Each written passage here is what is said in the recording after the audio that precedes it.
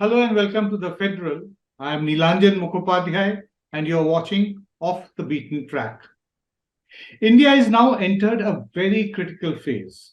Next year, by this time, the Lok Sabha election would have been over. We would have a new government in place. We do not know if there will be a new prime minister also or not.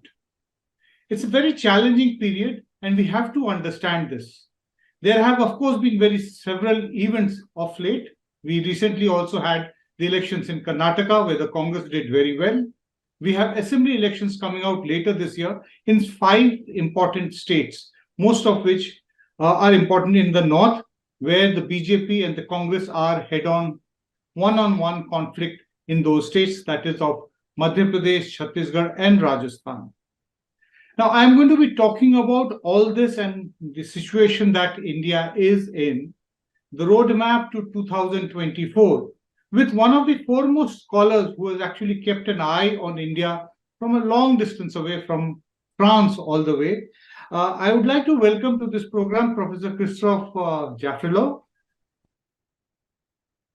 the research director at Singapore, Paris. He's also, he wears many hats, Professor of Indian Politics and Sociology at the King's Institute, London, and he's a non-resident scholar at the Carnegie Endowment in Washington, D.C. Welcome to this program, Professor Jaffrelot. I'm very delighted to be able to speak to you on this particular program. Thanks for the invitation, Nilanjan. Thanks a lot. My first question to you is, since we are speaking very close to the 23rd of June, which actually the starting pistol of the race for 2024, that's the way many of us are looking at it in India, has actually started. The starting pistol was fired. You had in Washington, Mr. Modi's a day-long series of events, starting with bilateral meetings with the American president, a press conference much commented about, his address to the joint session of the US Congress, and then eventually the state dinner held in his honor. On the other side, in Patna, the city in Bihar, the capital city of Bihar, which has actually been the seat of many a political uprising in this country, you had once again efforts of several opposition parties to get together and try to form some kind of a nebulous coalition or an alliance or strike some kind of an adjustment with one another for the 2024 Lok Sabha elections. Somebody who has actually for more than 3.5 decades studied Indian politics, seen the rise of the Indian Hindu right wing very, very closely, where exactly do you see India positioned at the moment?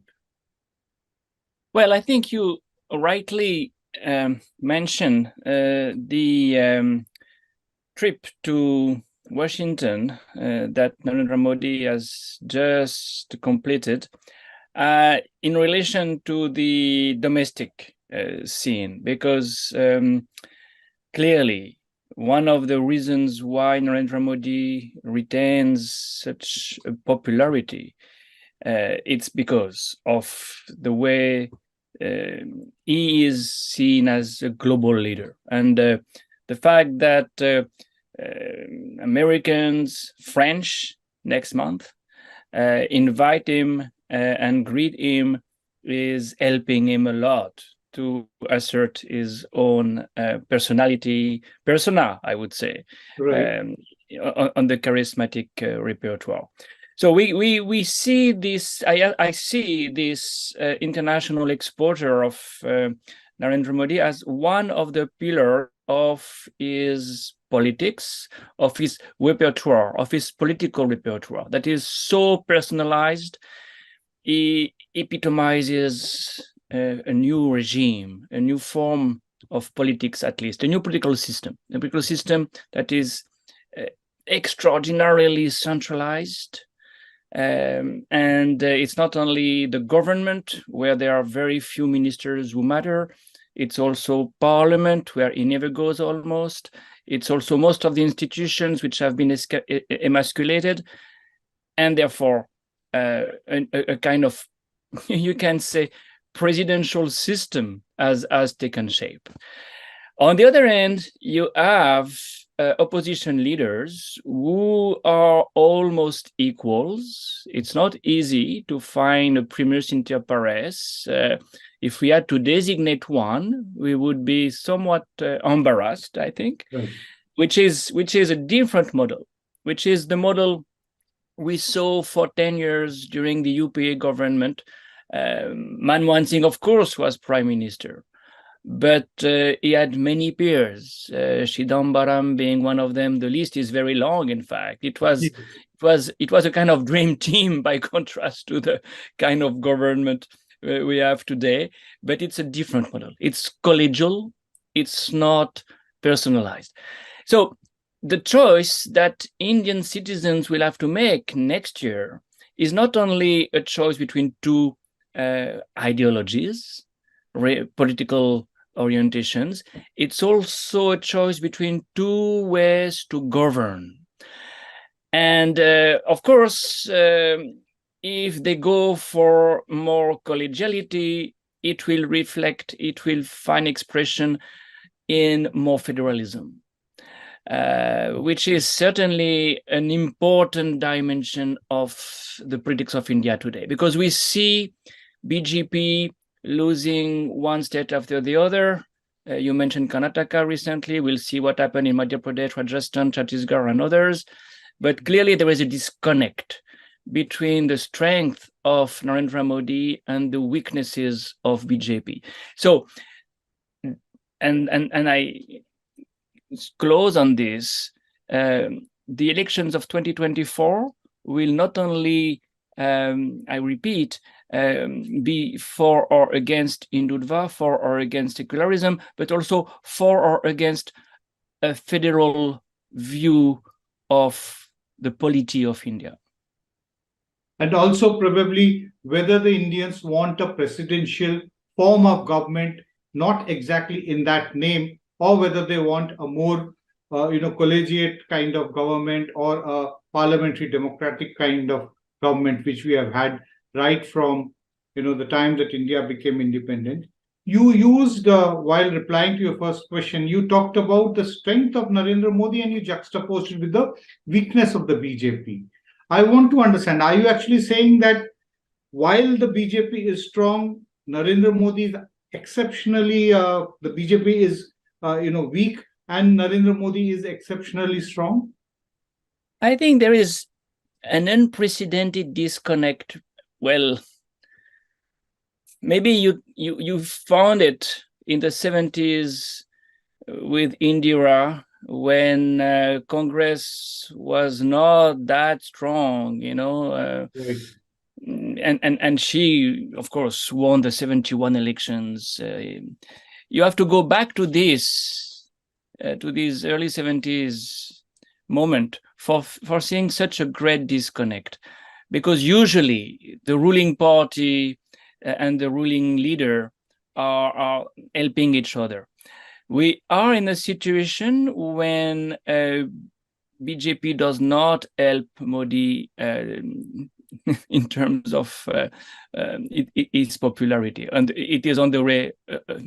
It is the reverse, clearly, and it's partly due to the fact that the party has been hollowed from the inside. Where are the chief ministers who matter? Who are the party bosses who matter? Again, we are back to the Congress of the 70s, when Mrs. Gandhi parachuted chief ministers who had no base, Right. literally. That was a way to kill the Congress to some extent, because then there was no party cadres. There was the party lost its vitality at that level. And it's more or less what we are seeing on the BJP side. It's a pyramid on its head. And we saw that in Karnataka. Where was the chief minister in waiting? Who was the main campaigner? Of course, he was the prime minister. When the prime minister is the main campaigner for a state election, there is something wrong. There is something that is not working in the interest of the party. itself. Right. You asked that where are the BJP's chief ministers? You actually can't even find them. In fact, as you rightly said, reminded of what used to be there in the Congress through the 70s and even in the 1980s when Indira Gandhi came back and through, there was this very specific instance in Andhra Pradesh where the chief minister was changed in very quick succession at that time. That is what actually led to the emergence of the opposition against Indira Gandhi. N.T. Ramarao became the chief minister. And that politics eventually led to the defeat of the Congress in 1989 Lok Sabha elections. Now, there is another very important relationship which we need to understand. You, of course, have pointed out that the BJP has been hollowed out from inside, completely different from what it used to be prior to 2014. Also, there is a very important relationship which you have studied in all the 4 decades that you have tracked Hindu nationalistic politics. That is the relationship between the BJP and the RSS. Many feel that the RSS has now taken the back seat. It is now the younger brother, and the elder brother is only the Prime Minister's office. Yeah, and this is the big difference with what we can say about Congress. We can say there is a parallel between the Indira Gandhi years and today's Indira's Congress and Modi's BJP, but there is a big difference that is due to the role of the Sangh Parivar. Congress could never have something of that kind. Servants of Indian society could not be compared to RSS for sure. Now, yes, RSS has taken a backseat, waiting for better years, better moments. That will happen inevitably. There'll be a time when Narendra Modi will leave the scene in 5 years, in 10 years, who knows? But there'll be a time when that will happen. And RSS may seize this opportunity for staging a comeback and regroup and initiate what they have initiated in the past. In the past, they were the referees deciding who would be the candidate for prime ministership. And Mr. Advani was supported on one occasion and not supported on another occasion. So we could see this strategic role of RSS. Now, the question that will be, I think, particularly delicate when this moment will happen, because there are so few prime ministers in waiting on the BJP side. The second line of leadership has been decimated, and there are very few chief ministers who have the quality of a prime ministerial material. You may have tensions, you can say even factional fights of a new kind. The only chief minister with a very strong base is Yogi Adityanath at the moment. But is not necessarily the cup of tea of leaders in New Delhi and even in RSS. He is not from RSS, never forget that. He comes from a different school of thought. He comes from the, I would say, Hindu Mahasabha kind of school of thought, Tevarkarite kind of school of thought. And Avedyanathan, his predecessor, and Digvijaynath, the predecessor of his predecessor, represent a different thread, a different lineage. So it's too early to say, of course. But yes, to respond to your question, RSS is at the moment marginalized, but will necessarily try to recover when the moment will happen. And two, it will not be probably as easy as in the past to find the person, the man, the BJP leader who could represent Hindu nationalism in the particular arena. There is another question which actually emerges from your answer which you just gave. You referred to Savarkar. There is a certain thinking within the country at the moment that the BJP today is more Savarkarite than it has ever been in the past. Would you agree with this interpretation or this viewpoint? Yes, to some extent, because you see the balance of power within the Sangh Parivar. In the past, under Vajpayee, well, when Vajpayee was the BJP leader, when Raju Bhaiya was the RSS leader, you did not have the kind of extreme strident Hindutva discourse and policies that we are seeing, and that was clearly the legacy of the RSS culture. The Savarkarite agenda style is much more embodied today by groups which were fringe elements and which are now more and more coming to the center of the Hindutva nebula. Bajrang Dal is certainly one of the symbols of this, this idea of vigilantism, this idea of cultural policy. That was not something you would see so crudely. Of course, RSS wants to change the lifestyle of Indians, but by persuading them, by converting them, not by forcing them, not by resorting to violence. And we see now with the anti-land jihad, the anti-love jihad, the anti-conversion movement, a new kind of vigilantism that is Savarkarite, because Savarkar always said, well, RSS is not acting enough. Right. Action is necessary, not only talking, not only preaching. Pracharaks are preachers, of course. He wanted more action. So yes, I agree. There is a kind of shift in the emphasis on what is the best way to promote Hindutva today. You referred to the Bajrang Dal. I was reminded of one of your articles in the last few months where you actually indicate, you're looking at it, Bajrang Dal as a potential, the emergence of the deep state. That is what exactly was one of the phrases which were there in your article. Can you elaborate on this as to how you say? Yeah. No, this is a very important point for me. And I would prefer to speak about a deeper state, because a deep state, we know more or less what it is.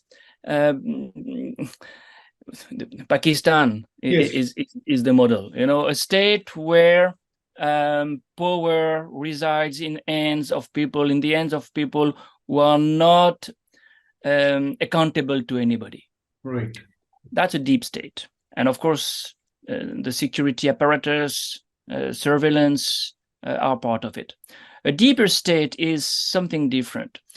It's a state where the official institutions in charge of law and order, the police in particular, work with, I would say, the part of the iceberg that is not visible.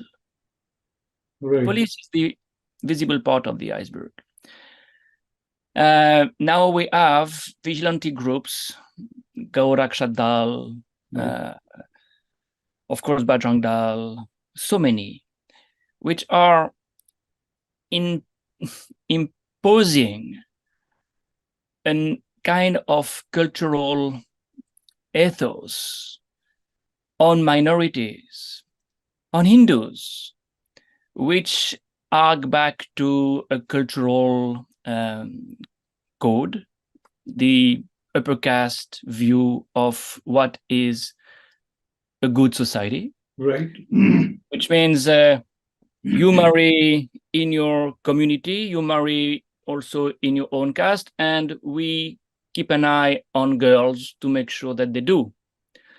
When they don't, and when they elope, these groups are looking for them, finding them, rescuing them, and bringing back to the police precisely. And you have this joint venture, you have this new collaboration between the unofficial and the official sides of the police, of the policing of society. Right.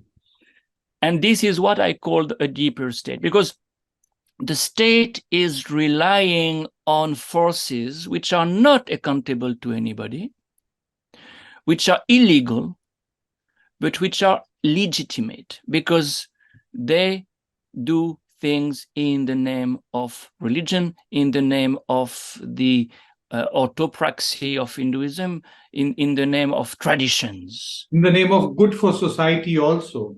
Yes. Yeah. Yes. Well, vigilantes everywhere in the world look at themselves as just. Right.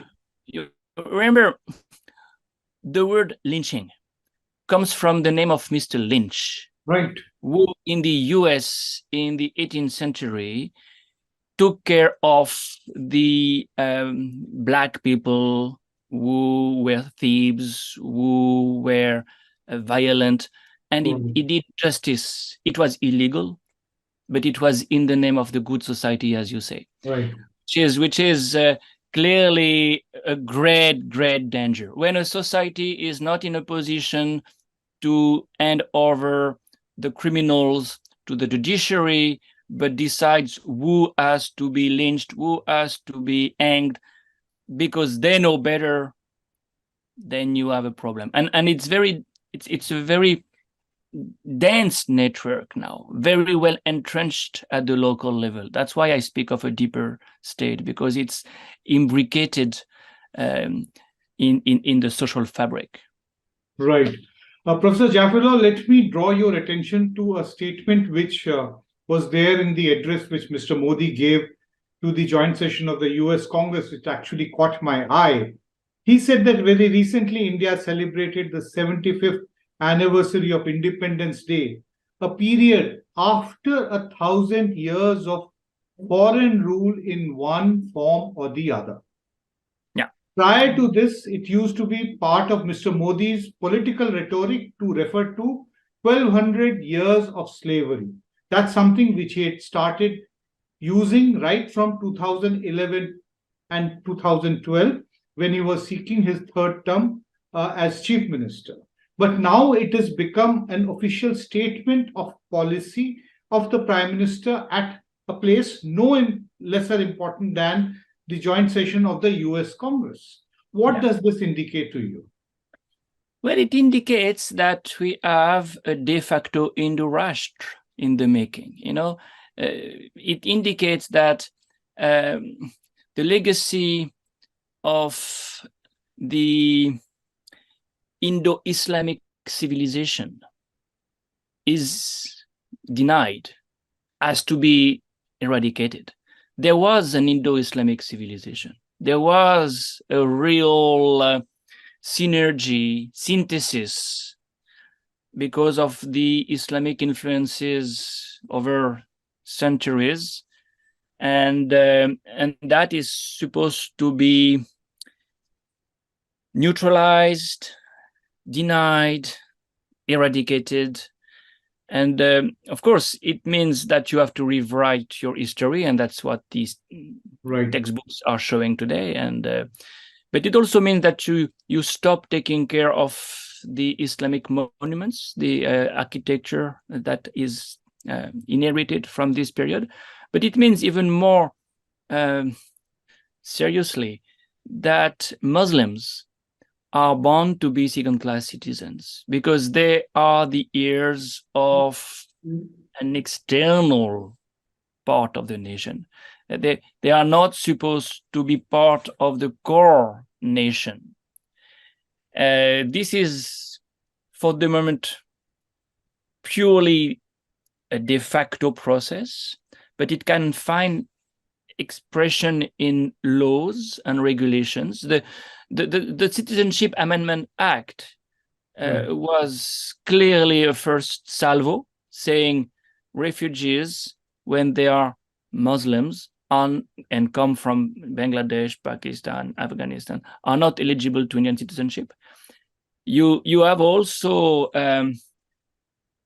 laws and regulations saying in BJP rule states you can't marry someone from a different religion. Of course, you can't convert without the permission of the district magistrate. You can't even buy a house or a flat. This is true in Gujarat, without the permission of the district magistrate when it's located in a mixed area. So it's a de facto Indo-Raj, but with more and more legal components. And when it's not a de facto only, but a de jure ethno-nationalist or ethno-religious state, it is the Israeli model, because Israel is a democracy, but the state of the Jews. And it creates almost inevitably second-class citizens, the non-Jews. And if you want to marry a Jew when you're not a Jew, you have to go to Cyprus, because there is no other way to cross that red line. This is the kind of implications a statement like the one you quoted makes me think of. Right. Now, where does this statement and the implications which are there, how does this fit along with the constant messages which are being sent by the BJP leadership, in fact, from Mr. Modi itself, that we must reach out to the poorer sections of the Muslims? You know, there is a constant chatter that because Muslim society in India is not a homogeneous, it is also divided equally on caste lines, just the way Hindu society is also. So the BJP has the potential to be able to win over certain Muslims who are from the lower castes, the Pasmandas. Yeah. Do you think that is a possibility, or do you think that this is inherently, being used to create confusion? Well, divide and rule is, of course, a strategy BJP used vis-a-vis different communities, including Dalits, by the way. Right. And you can always try. It worked somewhat with the Shias in Lucknow. Yes. It worked somewhat with the Bohras in Gujarat. But in that particular case, it's really an extraordinary attempt, because when you look at any statistical data, and we have compiled at Sciences Po a database that will be very soon made public, you see that there is hardly any socio-economic difference between the Pasmanda and the upper caste Muslims, which is really amazing. For each and every community, class and caste almost coincide. Well, of course, there are more and more divergences because OBCs are rising up, and even Dalits are coming. But still, more or less, it coincides, not on the Muslim side. So what can be used is the status difference, because, of course, to be an upper caste Muslim means something in terms of status, but it does not mean almost anything in socio-economic terms. And therefore, they'll have to be very careful, because if they say, we are protecting the poor Muslims against the rich Muslims, that cannot work, because there is nothing like a class division of that magnitude on the Muslim side. Right. We can actually talk about the BJP and the Hindu nationalistic politics for several hours, and still we will feel that we have not been able to, complete the entire discussion. It's so much to talk about. But let me try to get your views on the other side, that the non-BJP side of Indian politics, the meeting which happened in Patna on the 23rd of June, how important do you think was the meeting? And do you think that the opposition parties have a future in the run-up to the 2024 Lok Sabha election? Certainly.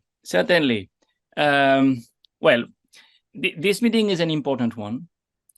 but it's a little bit too early to say whether it will be a turning point. For me, the turning point took place last year, in fact, when Rahul Gandhi initiated his yatra and gave Congress a sense of direction that the party had lost. Right. I think that was retrospectively the turning point. Now, you remember the kind of image Rahul Gandhi used to have, the kind of critiques we could hear at that time. That's over. He was ridiculed all the time. Now at least he's not being ridiculed. He's being criticized at on different parameters. That Exactly. is what is a change. Exactly. And it's not a minor change. It's a very significant change to my mind.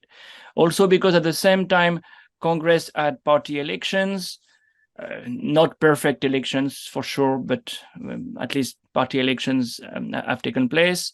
Right.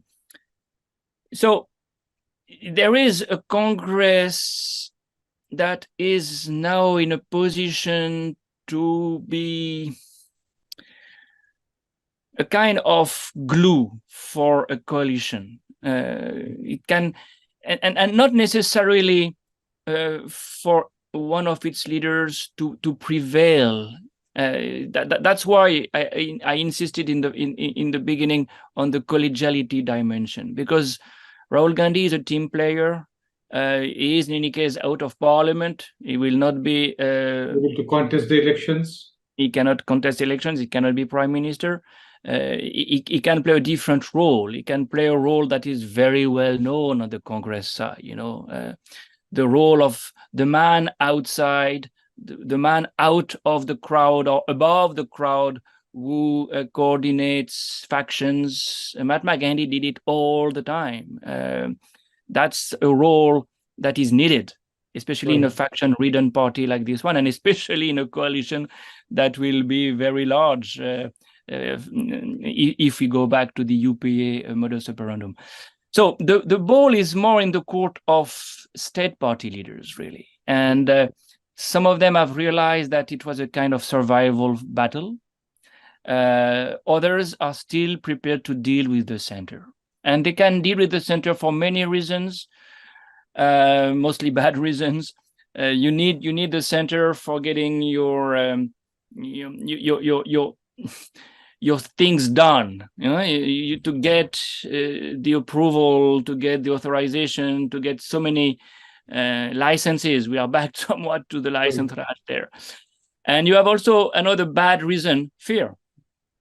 Fear is very palpable across the board in India today, among academics, among NGO people, among politicians, because nobody likes ED raids, nobody likes IT raids, nobody likes the kind of pressure that can be exerted.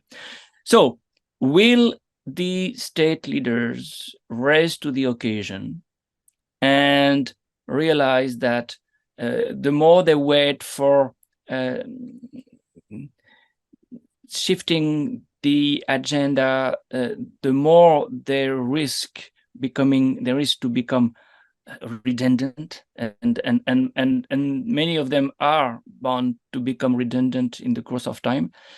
Well, it may also depend, and that's my last word on this, on how Congress and Rahul operates. Of course, state elections in Madhya Pradesh, Rajasthan, Chhattisgarh will be very important. Also Telangana. But Telangana, yeah, sure. But Telangana is very important because the Congress will be contesting against a regional party, BRS, which till a few months ago was actually taking the lead to set up some kind of an anti-BJP front. But suddenly KCR seems to be taking a back seat because he's now worried about, safeguarding his own bastion after the Karnataka election. That's the point I was mentioning. This is exactly the bad reasons why state party leaders prefer not to be in the opposition. Yeah, but the last thing I wanted to say is the ball is also in the court of Congress and Rahul, because if the Yatra he accomplished last year made such a big difference, he should do another one. He should do another one from Gujarat to the northeast, crossing the states where state elections will take place in November, December. Because if he doesn't, the risk of the memories of the first Yatra will vanish, will wither away, and his charismatic qualities will not be cultivated the way they should be cultivated. And this is the irony. Collegiality will be inevitably the modus operandi of this coalition. And that will be good for the for the state, for India, for federalism, for the balance of democracy. Yes, but today you need also to personalize politics. We are in a world, the world of social media, the world of publicity, where a face is needed. And therefore, to find a leader to whom you will associate yourself, to whom you will adhere, would make a big difference. And this is the irony. But in the past, Congress did it very well. Mahatma Gandhi, who had only once some official position, but otherwise was charismatic for other reasons and get some authority for other reasons. He showed that you can combine both. You can have a Congress with Sardar Patel, Jawaharlal Nehru, Maulana Azad in a government, and out of politics, out of the government, you can have somebody like a Mahatma Gandhi, at least a conscience keeper, and someone who does the job outside and who works as a social movement leader, because Congress used to be a social movement before becoming a political party. That's right. You talked about a conscience keeper. That's here where I actually come to my last question. For the opposition, what do you think is going to be a better strategy?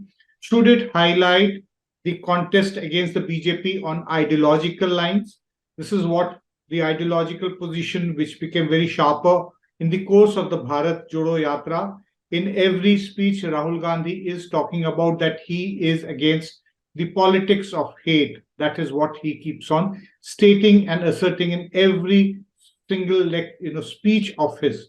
On the other side, there is also an opinion that instead of focusing on ideological issues, which is going to enable the BJP to consolidate its Hindu vote bank behind it, it would be better to focus on the slippages of government, the price rise, unemployment, essentially what are called the livelihood concerns. On those issues, the government, there are many questions which can be asked about the government. Many slippages can be pointed out, despite those figures which Mr. Modi reeled out in Washington, that he's built so many million houses, so many people connected with banking system, etc., etc. It went on. We do not have to repeat that. Everybody knows that, listens sufficiently to the BJP publicity campaign.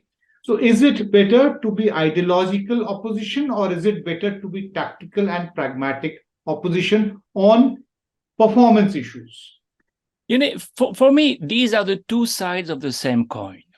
Okay. Because at the end, what matters is to govern for the people.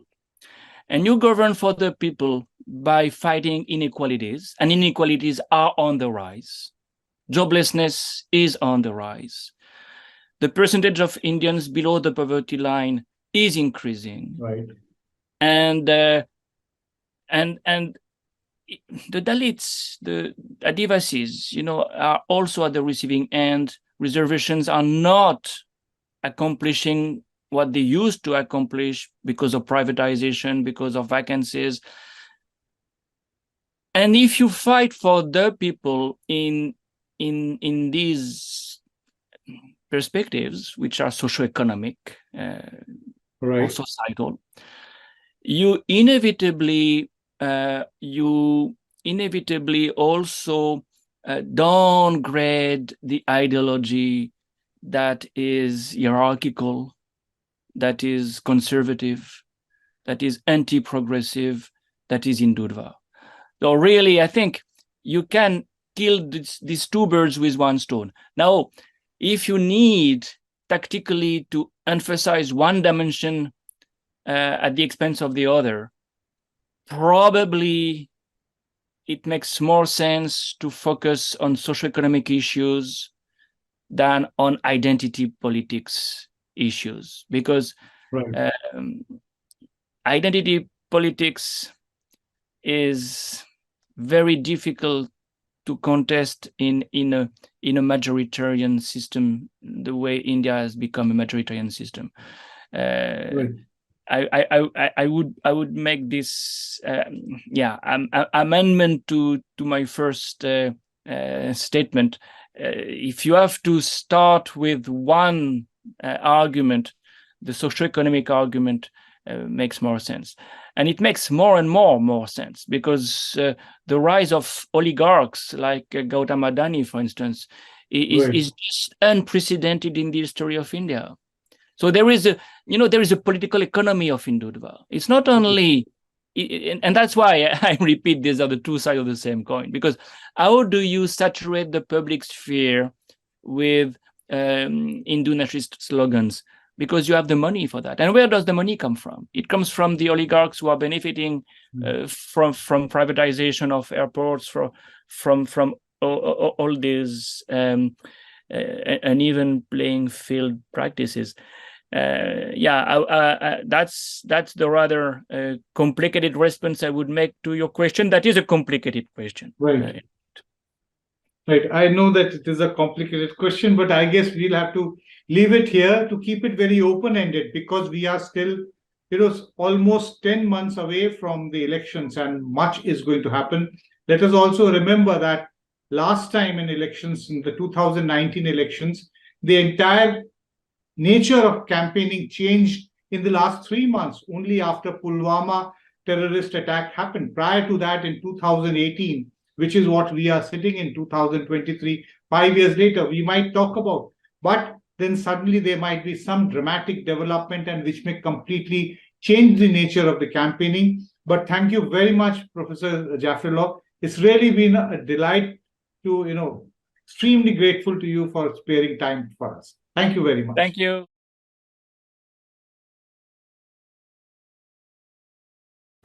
Subscribe to the Federal's YouTube page for more news and updates.